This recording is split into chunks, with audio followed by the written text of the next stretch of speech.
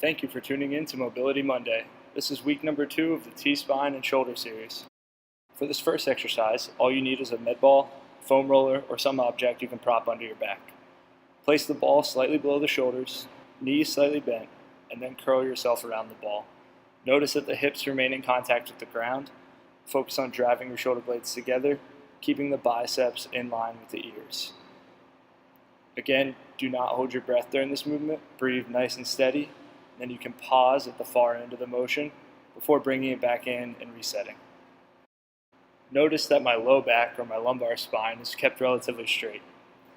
Another variation, you can have your legs out straight and repeat the same motion as before. Focus on keeping those biceps in line with the ears as you get to the far end of the motion.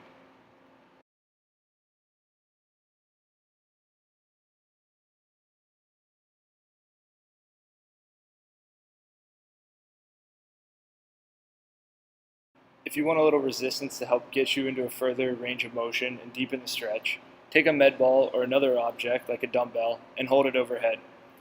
Keep it relatively light as we do not want to stress the shoulders too much and make this more of a resistance exercise.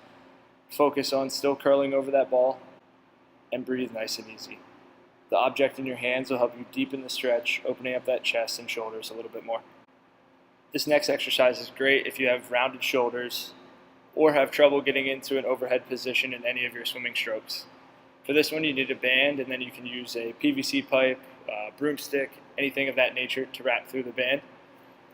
Lower yourself to the ground, and then all you're doing is hanging onto that PVC pipe. The band is going to pull your shoulders back off the ground, and your key is just to drive those shoulder blades together, keeping a little bit of tension, not relaxing completely. As the PVC pipe is pulling your hands up, your shoulders back, focus on breathing nice and steady. Your hips, your stomach, and even a little bit of your chest should always remain in contact with the ground. You can rearrange hand positions for this movement, going with a more narrow grip, then an intermediate, and even a wide grip.